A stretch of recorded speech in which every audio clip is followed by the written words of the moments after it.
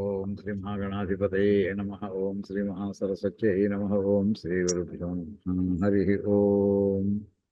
ఓం గణానాం త్వా గణపతిగుం భవామహే కవిం కవీనాముపమశ్రవస్తమం జ్యేష్ఠరాజం బ్రహ్మణాం బ్రహ్మణస్పదానాం ఓం దేవ్యం వాచమజనయంత దేవాస్తాం పశువు వదంతి. అమ్మ కాస్త మ్యూట్ చేసుకోండి అమ్మా ప్లీజ్.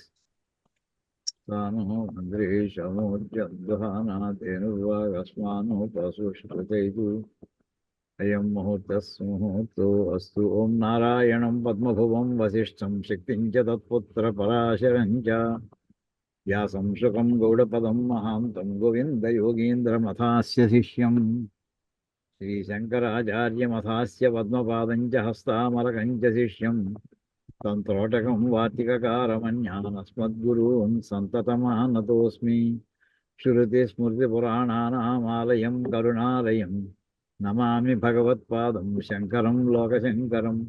శంకరం శంకరాచార్యం కేశవం బాదరాయణం సూత్రభాష్యకృతౌ వందే భగవంతౌ పునః పునః. ఈశ్వరో గురురాత్మేతి మూర్తిభేద విభాగినే వ్యోమవద్వ్యాప్తదేహాయ దక్షిణామూర్తయే నమః. ఓం నమో బ్రహ్మాదిభ్యః బ్రహ్మ విద్యా సంప్రదాయకర్తృభ్యః వంశఋషిభ్యః మహద్భ్యः నమో గురుభ్యः.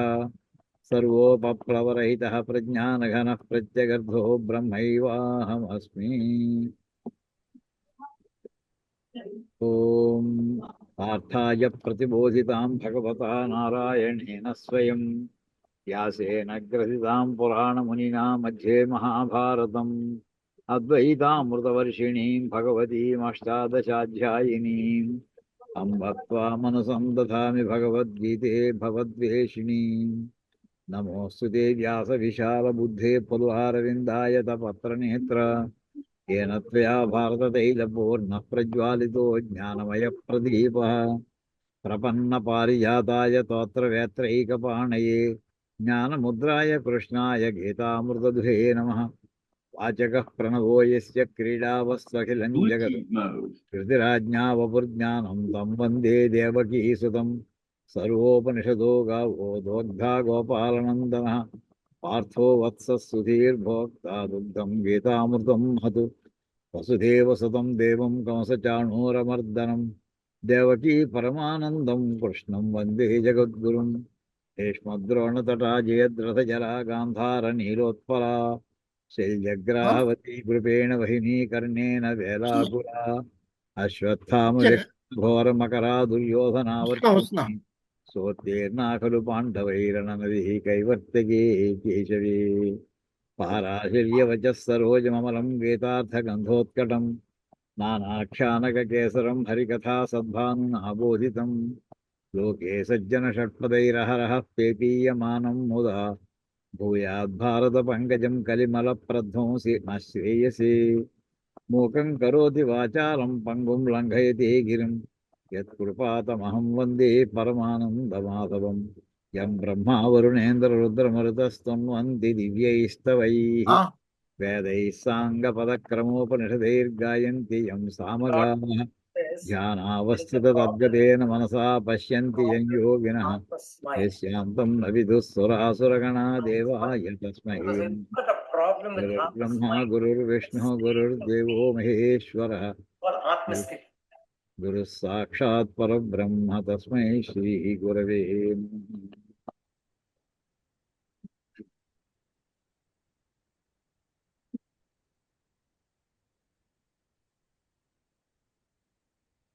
మన కిందటి క్లాసుల్లో 34వ శ్లోకం దాకా చెప్పుకున్నట్టున్నామండి.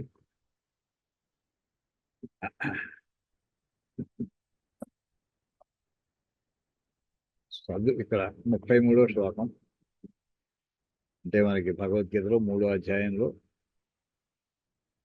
పని చేసే విధానం ఎలా ఉండాలి, దాంట్లో వచ్చేటటువంటి బాధకాలు ఏమిటి, అవన్నీ కృష్ణ పరమాత్మ వర్ణిస్తున్నారు. ఓం సదృశం చేష్టతే స్వస్యాః ప్రకృతిర్జ్ఞానవానపి ప్రకృతిం యాంతి భూతాని నిగ్రహః కిం కరిష్యతి. ఎంత తెలివైన వాడైనప్పటికీ వాడి యొక్క స్వభావాన్ని బట్టి పనులు చేస్తూ ఉంటాడు.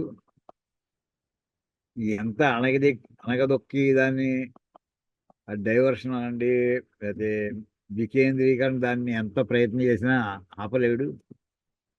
స్వభావాన్ని బట్టి అన్ని పనులు, అందరూ సమస్త జీవులు స్వభావాన్ని బట్టే ప్రయత్నం చేస్తాయి అని అంతవరకు చెప్పడం జరిగింది. తర్వాతది ఆ స్వభావం అనేది ఎలా వస్తుందో వాక్యంలో చూసామండి. సదృశం అనురూపం చేష్టతి, తనకు అనుగుణమైనటువంటి విధంగా ప్రవర్తిస్తాడు. ఏమిటి ఆ ప్రకృతి? స్వకీయాయా ప్రకృతే, తనకు సంబంధించినటువంటి స్వభావం ఏదైతే ఉందో సహజ లక్షణాలు, దాని ప్రకారం. ఆ సహజ లక్షణాలు ఎలా వస్తాయి? ప్రకృతి నామ పూర్వకృత ధర్మ అధర్మాది సంస్కార వర్తమాన జన్మ ఆదౌ అభివ్యక్త సా ప్రకృతి. ఇప్పుడు వీడికి పుట్టుకతో వచ్చినటువంటి లక్షణాలు ఎలా వచ్చాయంటే, పూర్వజన్మల్లో చేసినటువంటి ధర్మము అధర్మము వాటి యొక్క ప్రభావం ఏదైతే ఉందో అది సంస్కారం మిగిలిపోయింది.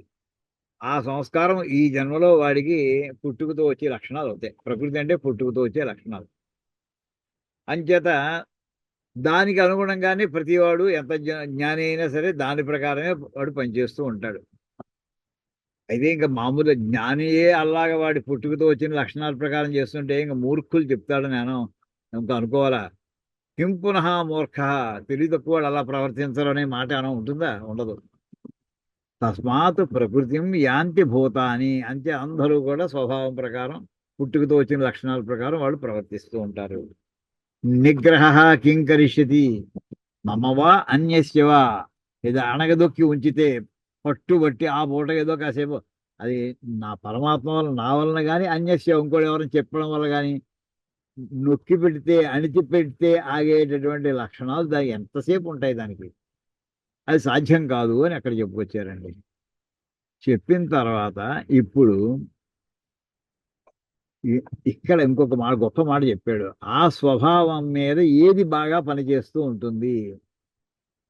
స్వభావం పుట్టుకతో వచ్చిన లక్షణాలు, ఆ లక్షణాలతో పాటు ఇంకొకటి ఉన్నాయ్యా, అవి కూడా కాస్త గమనించండి.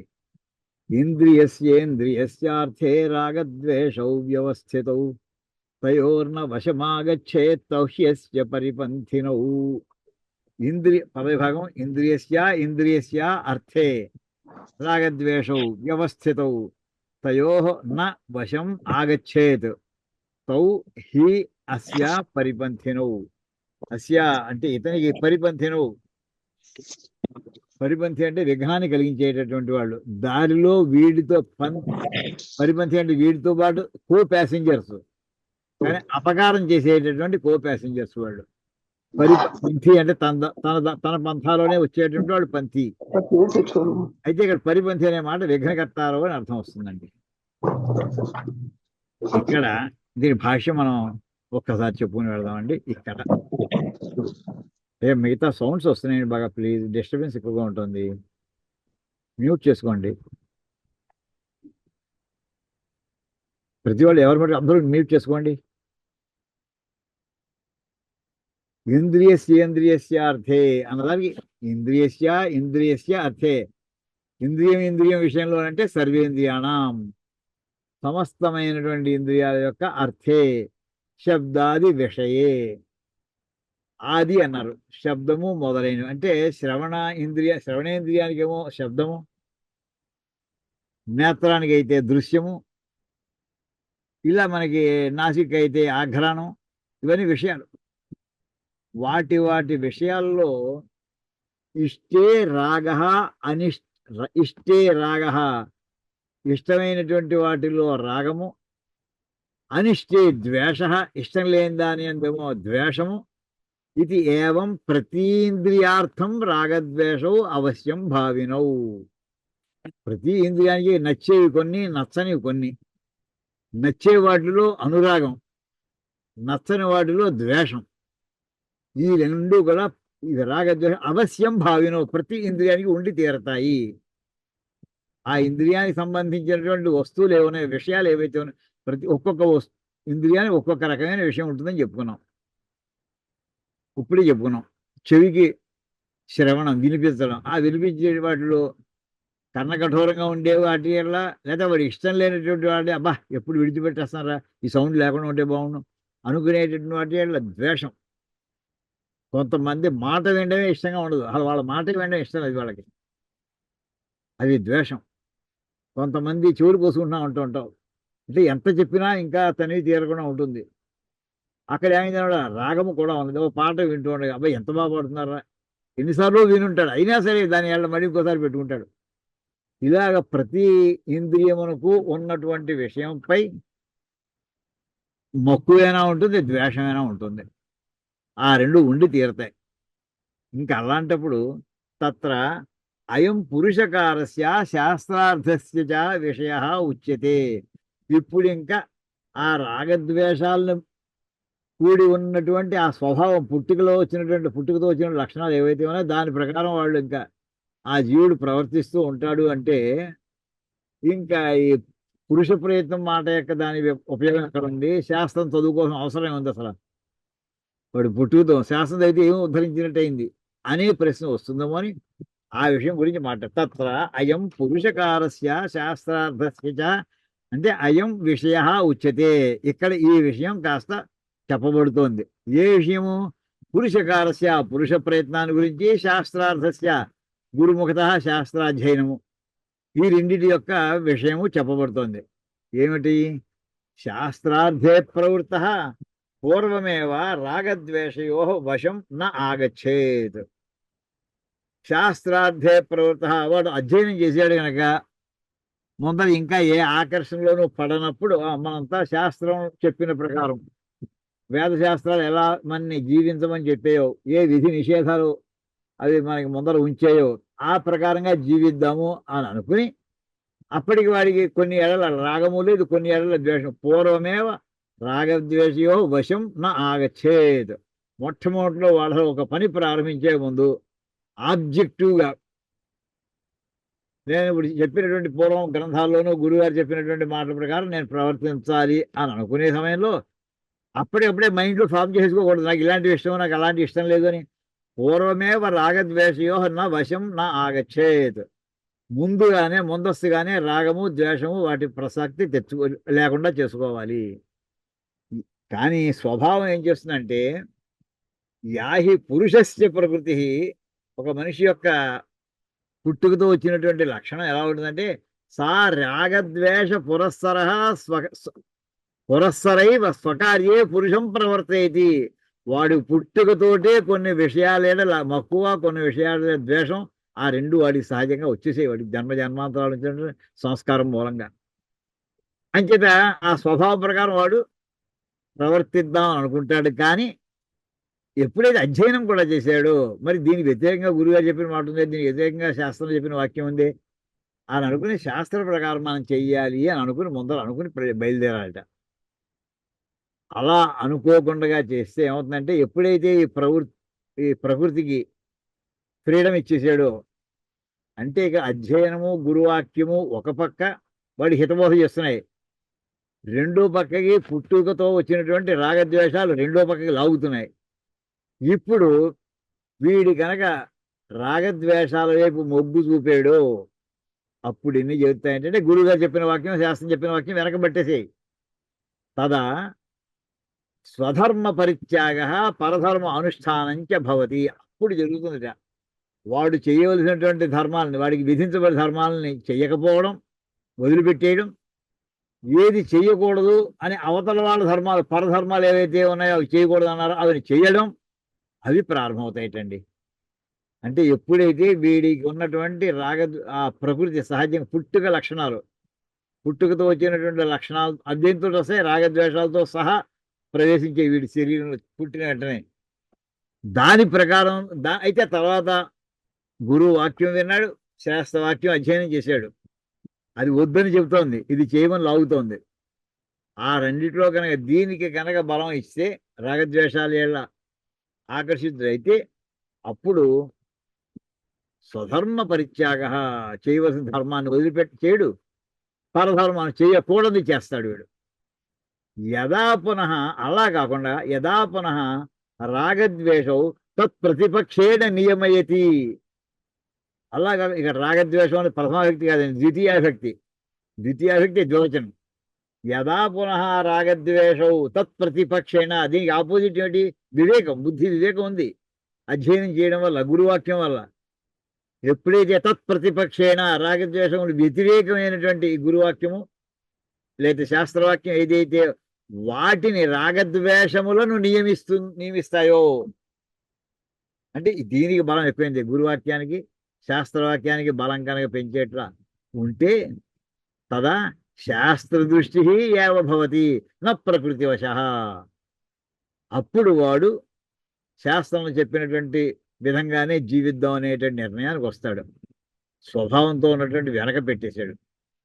అంటే ఏమైందనమాట, అధ్యయనం చేయడం వల్ల, గురు శుశ్రూష చేయడం వల్ల వచ్చే లాభం ఏమిటి అంటే, మనలో దుర్గుణాలు ప్రవేశించి ఉన్న సహజంగా పూర్వజన్మ జన్మాంతరాలు చేసినటువంటి పాపాల వల్ల అవన్నీ కూడా వెనకబట్టి వాటిని మళ్ళీ మనని మంచి మార్గంలో ప్రయాణం చేసేటటువంటి శక్తి ఆ రెండింటికి ఉందయ్యా. వ్యర్థమైందని అనుకోకు. అంటే అంతా అక్కడ పుట్టుకతో లక్షణాలతో వెళ్ళిపోతే, పుట్టుకతో లక్షణాలు వచ్చాయి కానీ దాన్ని కంట్రోల్ చేయగలిగిన ఇంకో రెండు ఉన్నాయ్యా. అది వివేక బుద్ధి. వాడికి పెద్దలను ఆశ్రయించడం, గురువాక్యం వింటూ ఉండడం, శాస్త్ర అధ్యయనం చేయడం, అవి ఈ జీవితంలో ఎక్స్ట్రాగా వచ్చినటువంటి ప్రాపర్టీస్. అవి డామినేట్ చేస్తే వాడి లైఫ్ హ్యాపీగా పెడుతుంది. అప్పుడు వాడు ప్రకృతి వశం కాదు, వాడు పుట్టుకతో వచ్చిన లక్షణాల ప్రకారం ప్రవర్తించడు వాడు. తస్మాత్ తయోహ రాగద్వేషయో వశం న గచ్చేద్. అంటే ఎవరూ కూడా రాగద్వేషములు అంటే కొన్ని విషయములు, ఇంద్రియములకు ఏ విషయములు ఏందో ఆసక్తి కలుగుతుందో దాని ఎందు తగులుకోవద్దు, ఎందు ద్వేషం కలుగుతుందో వాటిని విడిచిపెట్టే, ఇలాంటి లక్షణాలని కూడా జాగ్రత్తగా ఆ రాగద్వేషములు వశులు కాకండి. యతః ఎందుకయ్యా అంటే యతః తౌహి అంటే రాగద్వేషం రెండు అస్య పురుషస్య పరిపంథినౌ. అంటే అస్య పురుషస్య అంటే ఈ జీవి యొక్క శ్రేయో మార్గస్య విఘ్నకర్తారో తస్కరో ఇవ ఇత్యర్థః. శ్రేయో మార్గంలో తీసుకెళ్లే శక్తి ఉన్నటువంటిది ఆ గురువాక్యము, శాస్త్రవాక్యము. అది శ్రేయస్సు. శ్రేయస్సు అంటే మంచిగా తీసుకెడతాయి. మనకి శ్రేయస్సు అనే మాటకి నిశ్రేయస్సు అనేది మోక్షానికి, మోక్ష మార్గంలో తీసే శక్తి వాటికి ఉంది, మార్గంలో తీసుకెళ్లే శక్తి వాటికి ఉంది. ఆ మార్గంలో వెళుతుంటే విఘ్నకర్తారు, ఆ మార్గంలో పూర్తిగా ముందుకు వెళ్లకుండా విఘ్నాన్ని కలిగించే శక్తి ఈ రాగద్వేషాలకు ఉందయ్యా. అందుచేత ఇంటెన్షనల్గా కాన్సన్ట్రేటెడ్గా రాగద్వేషాలను వదిలిపెట్టండి. అది ఎటువంటివి? తస్కరు ఇవ దొంగల వలె. అంటే మనతోటే కవులు ప్రయాణం చేస్తుంటే కో ప్యాసింజర్స్ లా ఉంటూ మనకి ఏవి ఇష్టమో ఆ ఇష్టాలను ఇంకా చూపిస్తూ ముందరికి వెళుతుంటే తీసుకెళ్తే ఎవరికి వీడిని మోసం చేసి వీడిని దొంగతనం, వీడి యొక్క ఆస్తిని అపహరిస్తాయి. ఇలాగ ఎక్కడైనా జరిగిందా అండి అసలు? ఉదాహరణకి వెళదాం అనుకునేటటువంటి బయలుదేరింది ఒక చోటకి, కానీ రాగద్వేషాల్లో చిక్కుకుని ఇంకో పక్కకి వెళ్ళిపోయింది. ఎన్ని వందల కథలు ఉన్నాయో. ఒక కథ భారతం నుంచి తీసుకుందామండి. శల్యుడి కథ తీసుకోండి. యుద్ధానికి వచ్చే మహాభారత యుద్ధంలో ప్రవేశించే ముందు అతను మద్దర రాజ్యానికి అధిపతి, మాద్రికి సోదరుడు, పాండురాజు భార్యకి, అంటే నకుల సహదేవులకి మేనమామ. యుద్ధం నిర్ణయం అయిపోయింది. అంచేత నకుల సహదేవులు ఉన్నటువంటి పాండవుల వైపుకి తన సైన్యంతో సహా వెళ్ళి సహాయం చేద్దామని బయలుదేరాడండి. అతను మహాయోధ, పెద్ద యోధ. ఎలాంటిదంటే రథసారథ్యం చేయవలసి వస్తే శ్రీకృష్ణ పరమాత్మతో ఆల్మోస్ట్ సమానంగా పోటీ పడి రథాన్ని నడిపించగలిగినటువంటి శక్తి సామర్థ్యాలు ఉన్నటువంటి వాడు. సారథ్యం ఒకటే కదా, యుద్ధం చేయగలడు. మహారథికుడు అతను, మహారథికుడు, పెద్ద గొప్ప సారథి. అలాంటి వాడు సైన్యంతో సహా అక్షౌహిణి సైన్యంతో బయలుదేరాడు పాండవులకు వెళ్ళడానికి. ఈ విషయం శకునికి కనిపెట్టాడు. ఇతను కొన్ని వీక్నెస్ ఏమున్నాయో తెలుసుకున్నాడు. అది ఒక రోజు ఈ రాత్రి ఎక్కేసే పొద్దున్న బస్సులో దిగిపోయేటటువంటి ప్రయాణాలు కాదు. అది నెలలాళ్ళు ఎంతో పడుతుంది వాడు ఊరి నుంచి ఇక్కడికి రావడానికి, హస్తినాపురం కురుక్షేత్రం రావడానికి. అంచేత అతను ఏం చేశాడు, దారిలో ఇతనికి తిండికి ఏర్పాటు చేశాడు. మళ్ళీ మామూలుగా ఏం చేస్తాడంటే రాజులు ఒక చోట నుంచి ఇంకో చోట వెళుతుంటే వంట చేసి పెట్టేటువంటి వాడు 5-6 రోజులు ముందర వెళ్ళాలి. అంతకంటే ఇంకా ముందర ఆ రోడ్డు క్లీన్ చేసి కూడా కొంతమంది వెళ్ళాలి. అడ్డం వస్తే వాళ్ళు ప్లాన్ అంతా వేసిన చెట్లు అడ్డంగా ఉంటే చెట్లు కూడా నిజే వెనక ఏనుగులు వెళ్ళాలి, గుర్రాలు వెళ్ళాలి, రథాలు వెళ్ళాలి.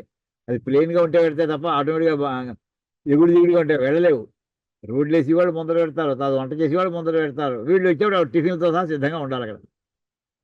అలాంటి మార్గంలో ఇతనికి శల్యుడు వస్తున్నటువంటి మార్గాన్ని ముందర రోడ్డు శుభ్రం చేయించడం, భోజనం భోజనాలన్నీ ఏర్పాటు చేయించాడు. అబ్బా ఎంత హాయిగా ఉంది, ఎవరు చేస్తున్నారు మహానుభావుడు ఇక్కడ కనిపించకుండా చేసి వచ్చాడు 4 సార్లు. వాళ్ళు పానీయాలు అందిస్తూ ఉన్నాం, హాట్ డ్రింక్స్ కూడా ఇచ్చాడు. అందులో బట్టి ఏమైందనమాట, నోటికి ఆ ఇంద్రియం ఏదైతే ఉందో చెప్పకి ఆ ఇంద్రియాన్ని అతను లోబడిపోయాడు. సంగీత కచేరీలు పెట్టాడు, శ్రవణేంద్రియానికి దాసుడైపోయాడు. ఆ మత్తు ఉన్నటువంటి స్థితిలో ఈ ఏర్పాట్లన్నీ అది చేస్తున్నటువంటి వాడికి ఏం కావాల్సి ఇస్తాను అని అనేసాడండి. వెంటనే టక్కన చెప్పుని దుర్యోధనులు వచ్చారు, నువ్వు మా పక్కన యుద్ధం చేయవయ్యా. చూడండి ఎలా మారిపోయిందో. అందుచేత అదే పరిపంథినో శ్రేయో మార్గస్య విఘ్నకర్తారో తస్కరా వివ, దొంగల్లా ప్రవేశించారు వాడు సరిగ్గా అంతే. కానీ ఎలా వచ్చారు, అతను అనుకూలంగా ఉన్నట్టు పరిపంథినవు, అతనితో వాడు ప్రయాణం చేస్తున్నట్టుగానే అతని అనుకున్నటువంటి మార్గాన్ని విఘ్నం చేశారు వాడు. అదండి ఈ మాటకి మన ఉదాహరణ, సుమారుగా ఒక ఉదాహరణ దొరికింది. అది ఇంకా చాలా ఉన్నాయి కొన్ని ఉదాహరణలు. ఇలా ఉండగా దీని తర్వాత నెక్స్ట్ తత్ర రాగద్వేషయుక్త మన్యతే. అయితే ఈ రాగద్వేషాలు వచ్చిన తర్వాత వీడి సొంత తెలివితేటలు కొంచెం వక్ర బుద్ధి కూడా పడతాయండి. చదువుకున్నాడు, రాగద్వేషాలు కొంచెం బలం ఎక్కువైంది అనుకోండి, చదువుకున్న వాటికి ఇందాక అనుకున్నది ఏంటి, గురువాక్యము శాస్త్రవాక్యము ఒక పక్కన పెట్టాము, రాగద్వేషాలు ఒక పక్కన పెట్టాము. ఆ శాస్త్రవాక్యం యొక్క బలం ఎక్కువ ఉంటే ఈ రాగద్వేషాలు వెనక్కి పడతాయండి. సార్ ప్లీజ్ మ్యూట్ చేసుకోండి. ఎవరు మాట్లాడుతున్నారు, ఎన్నిసార్లు చెప్పాలండి?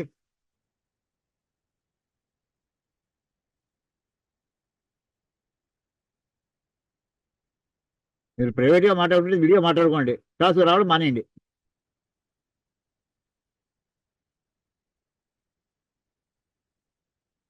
అయితే ఇక్కడ అంటే ఇందాక రాగద్వేష పుట్టుకతో వచ్చినటువంటి ప్రకృతి దాంతో రాగద్వేషాలు ఒక పక్క, అధ్యయనము అది గురు కటాక్షం ఇవన్నీ కూడా ఒక పక్క అనుకున్నాం. ఇప్పుడు అలా కాదు, చదువుకున్నాడు కానీ రాగద్వేషాలు కూడా ఉన్నాయి. ఇప్పుడు ఏమవుతుంది, ఆ రాగద్వేషాలను వీడు తనకి అనుకూలంగా ఉండేట్లా వీడు వక్రభాష్యం చెప్తాటండి.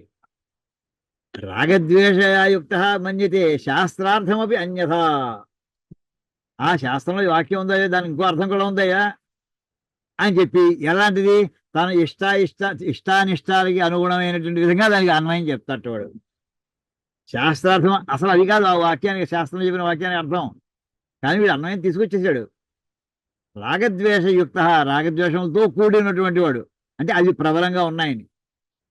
మన్యతే శాస్త్రార్థమపి అన్యథ, ఇంకో రకంగా కూడా ఉంది అని చెప్పి అసలు పరధర్మము అనే మాట వాడుతున్నారు కదా, పరధర్మం అనుష్ఠించకూడదు అంటున్నారు కదా, అదేం మాట అసలు? పరధర్మము అవతలవాడు చేసే ధర్మము, అది మామూలుగా స్థూలము. ధర్మం అనే మాట ఏమిటి, చేసేది వినేది కాదు. ధర్మం అనేది ఆచరణశీలమైనటువంటి లక్షణం అది. అంచేత అది వాడే చేయాలి, మనం చేయకూడదు, ఎందుకు అనుకోవడమయ్యా, మనం చేద్దాం తప్పేముంది అని చెప్పి అవతలవాడు పరధర్మాన్ని, అక్కడ అందులో ధర్మం అనే మాట ఉంది కదా, అవతలవాడు చేయవలసిన పని అంటే చేయవలసిందే కదా, చేయడానికి యోగ్యత ఉంది, ఎవడో చేయొచ్చు. ఆ వాడు ఎవడో చేసేవాడు నేను కూడా చేస్తాను అని అన్వయించడం అండి. ఎక్కడి నుంచి పట్టుకొచ్చాడు, ధర్మం అనే మాటకి వాడు వక్రభాష్యం చెప్పాడు. ఇక్కడ ధర్మం ఒకటే కాదు, నీకు చెప్పబడిన ధర్మం ఏంటి అది తీసుకో. పరధర్మం నుంచి ధర్మాన్ని తీసుకుని దాన్ని బట్టి అది నీ స్వతంత్ర నీకు అన్వయించుకోకూడదు. అది పరధర్మోపి ధర్మత్వాద్ అనుష్ఠేయ ఏవైతి. అవతల వాడి యొక్క ధర్మమైనా అది కూడా ధర్మమే కదా, ధర్మత్వాదు దాంట్లో కూడా ధర్మం ఉంది కదా. ఎలా ఉంటుందంటే నేతి బీరకాయలో నెయ్యి ఉంటుందా, కానీ నేతి బీరకాయలో నెయ్యి ఉంటుంది లేకపోతే దాన్ని నేతి బీరకాయ ఎందుకంటారు అన్నట్టుగా ఒక మాట తీసి ఆ మాటకి మళ్ళీ వక్రభాష్యం చెప్పడం అండి. పరధర్మోపి ధర్మత్వాత్, ధర్మం ఉంది కదా మాట, అందుచేత అనుష్ఠేయ అంటే మనం అనుష్ఠించయ, అనుష్ఠేయ ఏవా తప్పకుండా అనుష్ఠించాలి. మరి ఏవా కూడా వేశారు, ఏవకాలం అంటే దృఢీకరణం. గట్టిగా చెప్పడం. ఏవ ఇది అలా చెప్తుంది. తత్ అసత్, అది అసంగతమైన పని, చెయ్యకూడని పని అని ఇది శంకరుల యొక్క వాక్యం. వాడి యొక్క వాడి భావం అలా వెళ్ళిపోతుంది. ఇంకేదో రాగద్వేషాలు ఉన్నాయి తన వైపుకి అనుకూలంగా. ఉదాహరణకండి, క్రూడ్ ఎగ్జాంపుల్ అండి, చాలా క్రూడ్ ఎగ్జాంపుల్. అసలు అలాంటి సభలో చెప్పకూడదు కానీ దగ్గర ఈ వాక్యాన్ని తిరుమల తిరుపతి దేవస్థానం చీఫ్ సెక్యూరిటీ ఆఫీసర్ ఎంత పవిత్రతని కాపాడాలండి. చీఫ్ సెక్యూరిటీ ఆఫీసర్ మొత్తం ఎవరైనా అధర్మం కనుక కొండ మీద చేయబోతుంటే వాళ్ళని శిక్షించవలసినటువంటి బాధ్యత ఉన్నటువంటి అధికారి. కలుసుకోవడానికి వెళదామంటే మేము తీర్థ సేవనంలో ఉన్నామండి, ఇప్పుడు రాకండి అని చెప్పాడండి. వాడిన పదం ఏమిటి? తీర్థ సేవనంట. ఎంత భయంకరమైన పరిస్థితి, అర్థం ఏంటో అందరికీ కూడా. అంటే రాగద్వేషయుక్త, దాని మీద మక్కువ ఉంది, వదిలిపెట్టలేకపోతున్నాడు ఆ డ్రింక్స్ మీద. పరధర్మ, అది అక్కడ చేసే ధర్మం కాదు, ఇంకో అతను చేయాల్సిన అతని ధర్మం కాదు అది. అందులో ధర్మం ఉంది కదా. అనుష్ఠేయ ఏవ, అక్కడే కూర్చుంది కొండ మీదే. మిగతా వాడు చేశారు వీడు చేశారు అంటే ఇంకా దాన్ని బట్టి బాధపడే ఉపయోగం ఏంటండి. తత్ అసత్, అది అసత్యమేనంటే, అసత్యం అంటే చెయ్యకూడని పని అంటూ ఇక్కడ ఇది చాలా ప్రపంచంలో అందరికీ కూడా మార్గదర్శనం చేసేటువంటి శ్లోకం అండి ఇది. అందరికీ వచ్చేసే ఉంటుంది, రాని వాళ్ళు ఏమంటే కంఠస్థం చేయండి. శ్రేయాన్ స్వధర్మం, ఇది కృష్ణ పరమాత్మ యుగ యుగాలుగా సమస్త మానవ జాతికి ఇచ్చినటువంటి ఒక గొప్ప సందేశ రత్నాల్లో రత్నం అండి ఇది. శ్రేయాన్ స్వధర్మో విగుణ పరధర్మాత్ స్వనిష్ఠితాత్, స్వధర్మే నిధనం శ్రేయ పరధర్మో భయావహ. శ్రేయాన్ స్వధర్మో విగుణ పరధర్మ, పదవిభాగం శ్రేయాన్ స్వధర్మ విగుణ పరధర్మాత్ స్వనుష్ఠితాత్, సు ప్లస్ అనుష్ఠితాత్ స్వనుష్ఠితాత్, స్వధర్మే నిధనం శ్రేయ పరధర్మ భయావహ. దీని భాష్యం చూద్దాం. అందరికీ తెలిసిందే, మన స్వధర్మం ఏది కొంచెం గుణం తక్కువ ఉన్నా కానీ, క్వాలిటీ తక్కువ ఉన్నా సరే అదే శ్రేయస్సయానికి. అవతల వాళ్ళు చేయడానికి వాళ్ళకి నిర్దేశించబడిన ధర్మం వాళ్ళు బాగా చేస్తున్నారు, ఫ్లాలెస్గా ఇంప్లిమెంట్ చేస్తున్నారు వాళ్ళు. మనం కూడా అట్రాక్ట్ అయ్యి అది చేద్దాము అని అనుకోవద్దు. దానికంట కొంచెం గుణం తక్కువ ఉన్నా సరే, క్వాలిటీ తక్కువ ఉన్నా సరే మన ధర్మంలో ఉందాం. ఒక్క మాటయ్యా, నీ ధర్మంలో ప్రాణం పోయినా పర్వాలేదయ్యా, అవతల ధర్మం ఆచరించిన ప్రాణం అది భయంతో కూడిందే, అది నీ దాని తత్వం పూర్తిగా నీకు అర్థం లేదు అని స్థూలంగా అర్థం వస్తుంది. దీనిని చూడండి. శ్రేయాన్ ప్రశస్యతర, స్వధర్మ అనే పాదానికి వ్యుత్పత్తి ధర్మ, స్వధర్మ, తనకు సంబంధించిన ధర్మము, అది స్వధర్మము. తనం అంటే ఎవరైతే ప్రతివాడు మన వర్ణాశ్రమ వ్యవస్థలో ఏ వర్ణంలో ఏ ఆశ్రమంలో ఏది చెయ్యాలి అని మనకి వాడు స్పష్టంగా మనకి స్మృతిలో చెప్పడం జరిగింది. తన ఆర్జిని బట్టి, తన పరిస్థితిని బట్టి తనకి అందులో ఉన్నటువంటి అది స్వధర్మం అవుతుంది. స్మృతుల్లో నిర్దేశించబడినటువంటిది, వేదము చేత నిర్దేశించబడినటువంటిది. విగుణ అపి విగత గుణ అపి అనుష్ఠీయమాన, అందులో లోపాలు కనిపిస్తున్నాయి. విగత గుణం అంటే కాస్త మంచి గుణం, పాజిటివ్. విగత గుణ, అందులో కొన్ని లోపాలు ఉన్నాయి. విగత విగుణ అంటే లోపాలు ఉన్నప్పటికీ కూడా అనుష్ఠీయమాన. హిందూ ధర్మంలో మనకి ఎంత ఏంటండి, వర్ణ వ్యవస్థ అంతా ఏంటండి గందరగోళంగా ఉంది. అసలు ఇది లేకుండా బాగుంది, దీన్ని సర్వనాశనం చేసేయాలి, కొత్తది ప్రారంభించాలి, ఇలా ఉపన్యాసాలు చెబుతూ ఉంటారు. ఎన్ని లోపాలు ఉన్నా సరే ద్విగుణ అపి, నిర్ణయించినటువంటి వాళ్ళు నువ్వు నేను కాదు. ద్విగుణ అపి విగత గుణ అపి, విగత అంటే అసలు సుగుణమైంది, కాలక్రమంలో అందులో కొన్ని పొల్యూషన్స్ వచ్చాయి, పొల్యూటెంట్స్ ఎంటర్ అయ్యి దాంతో పొల్యూట్ అయింది ఇది. అంటే విగత పోయినటువంటి గుణం కలదు. అంటే మొట్టమొదటి గుణం ఉండేది, ఆ గుణం తగ్గింది, అది కూడి బయలుదేరింది. విగత గుణ అపి అనుష్ఠీయమాన, అది అనుష్ఠించవలసిందయ్యా. ఎవరి స్వధర్మం వాళ్ళు అనుష్ఠించాలి.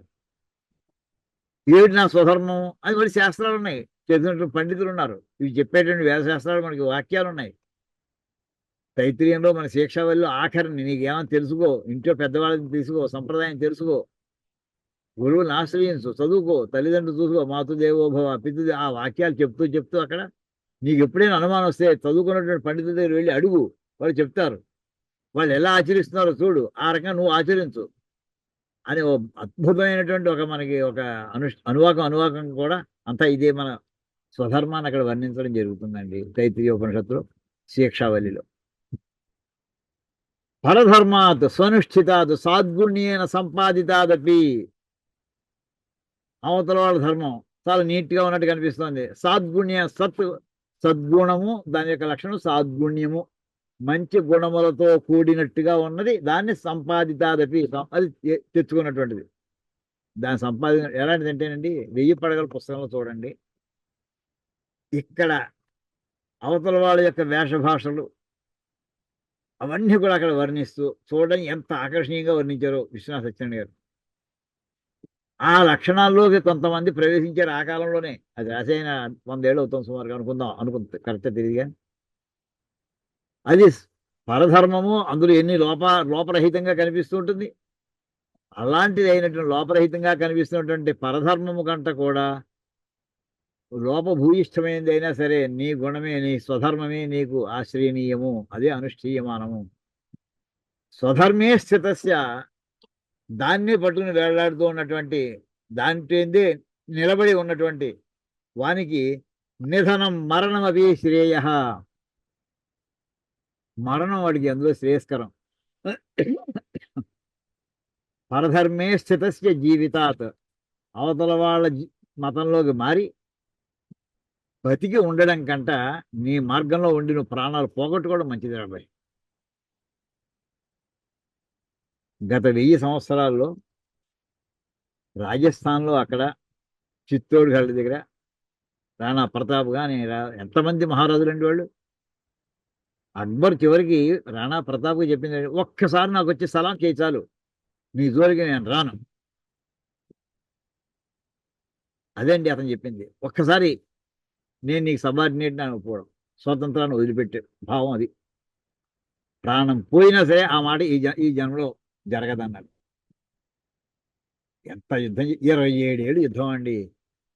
తినడానికి తిండి లేదా, ఎంత కఠోరమైనటువంటి పరిశ్రమ చేసాడండి ఆయన. సంసారం ఎలా నడిపించుకున్నాడండి. ఒకసారి అలాంటి వాళ్ళకు కూడా మనస్సు ఒక క్షణకాలం చాంచల్యం జరిగే పరిస్థితి వస్తుందండి. అక్బర్ సైన్యాన్ని పంపించాడు, హాల్దీఘాట్ కొండలన్నీ చుట్టుముట్టించేశాడు, దిగ్బంధం చేసేసాడు. అందులోంచి తనకు పక్కకి వెళ్ళడానికి వీలు లేకుండా రాణా ప్రతాప్. తిండి కింద లోపలికి రాలేదు నెలల తరబడి, 1 రోజు 2 రోజులు కాదు. వీళ్ళ పిల్లలు 2 చంటి పిల్లలు ఉంటే 6 ఏళ్ళు 7 ఏళ్ళ పిల్లలు, వాళ్ళకి అన్నం పెట్టడానికి లేకపోతే ఆ చెట్ల ఆకులు నూరి పచ్చడి చేసి అది చిన్న రొట్టె కింద వేసి పెట్టబోతుంటే ఒక కోత వచ్చి ఎత్తుకుపోయింది అండి. ఆ దృశ్యం చూశాడండి. తాను పెట్టలేదు పాపం, ఆవిడ ఆకులు పట్టుకొచ్చి పెట్టాడు, అది కూడా తినడానికి యోగ్యత లేకపోతుంది. ఆ క్షణంలో కూడా అతని మనస్సు వికలం అవ్వకుండా గట్టిగా నిరోధించుకోగలిగాడండి. పోతే పోయింది ప్రాణం అంతే. ఒక్కడిదే కాదు, అలా నిలబడ్డారండి. ఇక కాశీలో బెనారస్ హిందూ యూనివర్సిటీలో ఆ విశ్వనాథ్ టెంపుల్ మీద లోపల స్తంభాల మీద వేసినటువంటి ఒక పిక్చర్ అండి. వాడు వచ్చి మొత్తం పద్మిని నాకు అప్పగించేస్తే చాలు, నేను మళ్ళీ ముట్టుకోకుండా వెళ్ళిపోతాను ఇక్కడ అని అంటే, ఎంతమంది అగ్నిలో దూకే బొమ్మ వేశారండి. 14,000 మంది స్త్రీలు అగ్ని ప్రవేశం చేశారండి. ఆ బొమ్మ ఉంది అక్కడ బెనారస్ హిందూ యూనివర్సిటీలో ఒక గోడ మీద, విశ్వనాథ టెంపుల్ మీద అక్కడ. అదండి సరిగ్గా ఈ వాక్యాన్ని అది. స్వధర్మే నిధనం శ్రేయ, పోయింది ప్రాణం పోతే పోయింది. పరధర్మ అక్కడ మనకి జీవితానికంటే కూడా అందులో బతకడం కంట వాళ్ళ మతంలో మారితే వాళ్ళు చంపరు వాళ్ళు. అయినా సరే పరధర్మే స్థితస్య జీవితాత్, ఇంకో మతంలోకి మారి అక్కడ బతకడం కంట ప్రాణం పోయిన జీవించి వాడు చూపించారని మన మహానుభావులు. ఈవేళ ఎంత తేలికైపోయిందో మతం మారిపోవడం వల్ల మనకి, ఎంత తేలికే జరిగిపోతున్నారు. అసలు ఈ వాక్యానికి ఎంత బరువైన అర్థం ఉన్నటువంటి వాక్యం ఇది. సంస్కార లోపం ఎంత అలా వచ్చిందో చూడండి సమాజంలో ఈవేళ. అకస్మాత్ ఎందుకు అలాయా, ఎందుకే ఇలాంటి స్టేట్మెంట్. పరధర్మ భయావహ నరకాది లక్షణం భయం ఆవహతి యత. అవతల వాడి ధర్మాన్ని ఆచరిస్తే నీకు అందులో మనస్సులోని గిల్టీ కాన్షియస్ ఇది నరక రౌరవాది నరకాలకు పోతావు అని వాక్యం ఉంది కదా, ఆ నరకంలో పోతాము అని భయం ఉందయ్యా. గోహత్య, వాళ్ళ వేళ చేసింది ఎలా వచ్చారని దేశంలోకి. మనకి ఆవుల్ని గో భక్తి కలిగినటువంటి వాళ్ళని చెప్పి వాళ్ళు త్వరగాళ్ళు వాళ్ళ సైన్యంతో ముందరకు వస్తూ ఆవుల్ని ముందర నడిపించుకుంటూ వెనకాల వాళ్ళు వచ్చారటండి. మనం బాణం వేస్తేనో రాయి వేస్తేనో ఆవుకి తగులుతామని ఓడిపోయామండి. వాళ్ళ ఆవుల్ని వాడు చంపుతున్నారు, వాళ్ళు వాళ్ళకి పాపుణ్యాలు లేవు వాళ్ళకి. అటువంటి ఇక్కడ వీళ్ళకి భయాపహం అంటే అవతల వాడు దాంట్లో వెళ్ళిన తర్వాత వాడు బలవంతంగా తినిపించారు. కాశ్మీర్లో ఉన్న వాళ్ళందరూ ఎంత సౌదీ అరేబియా నుంచి వచ్చిన వాళ్ళు అండి వేళ ఎవరు కాదు, ఎవరు కాదు, ఇక్కడ వాళ్ళే బలవంతంగా మతంలో మార్పించబడ్డారు వాళ్ళు. చాలా మంది ప్రాణాలు వదిలేసుకున్నారు, కానీ కొంతమంది ఉండిపోతుంటారు. అనేక కారణాలు ఉంటాయి. ఇది మన మతాంతరీకరణకి యాక్చువల్లీ అది నిషేధించడానికి బలవత్తరమైనటువంటి ఒక కారణం చూపించే వాక్యం అండి, గొప్ప వాక్యం ఇది. అందరూ కోట్ చేస్తారు నాయకులు అందరూ కూడా. స్వధర్మే స్థితస్య నిధనం మరణమపి శ్రేయ పరధర్మే స్థితస్య జీవితాత్ తస్మాత్ పరధర్మ భయావహ, భయంతో కూడినటువంటిది అవతల ధర్మం. వాడి ప్రకారం చేసేది పుణ్యం వస్తుందో పాపం వస్తుందో మహాపాపం వస్తుందో నరకాది లక్షణం భయం ఆవహతి, అది ఆవహిస్తున్నది. అందుకోసమని అందులోకి వెళ్ళకండి అని చెప్పేటువంటి వాక్యం అండి. యద్యపి అయితే ఇక్కడికి వచ్చిన తర్వాత ఇంకా అర్జునుడు ఇంకో ప్రశ్న వేయబోతున్నాడు. ఏమయ్యా చాలా చెప్పేవు ఇప్పటికి నువ్వు.